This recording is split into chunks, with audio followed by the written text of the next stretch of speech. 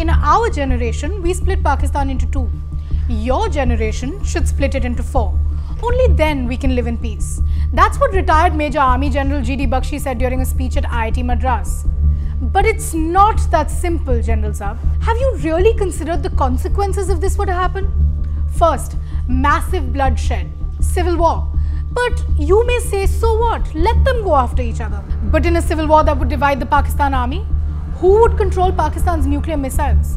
Can General Bakshi guarantee that one faction will not use a nuclear weapon? And if a nuke were to go off in Lahore, would Amritsar, just 40 kilometers away, be spared? Punjab, Haryana, Rajasthan, Kashmir, Delhi could all be plunged into a catastrophic nuclear winter. Okay, so somehow the nukes don't go off.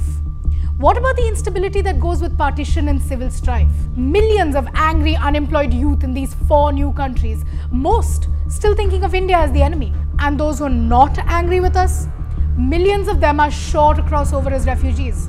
Are we ready for that? The cost? The demographic impact?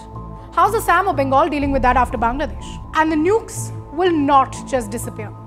Split Pakistan into 4. Okay, who gets the nukes? First, we won't know who has them or how many.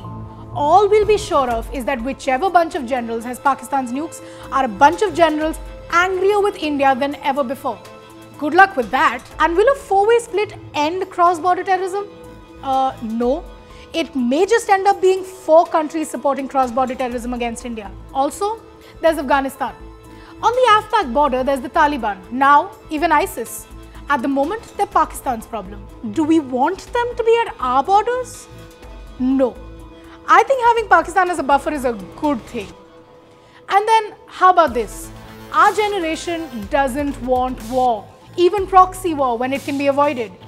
War costs money, resources, lives. It comes at the cost of progress. And if we play a role in Pakistan's partition, expect the world to be angry. Yup, the US too. Trade embargoes, technology embargoes, political isolation. It could all follow. So surprise, surprise, General, a stable Pakistan is actually good for India. Your generation took a good call to help Bangladesh free itself from a country it didn't want. My generation should take good calls too. And that means not splitting Pakistan into 4. What are we? Garam dharam? मैं तेरे टुकड़े टुकड़े कर दूंगा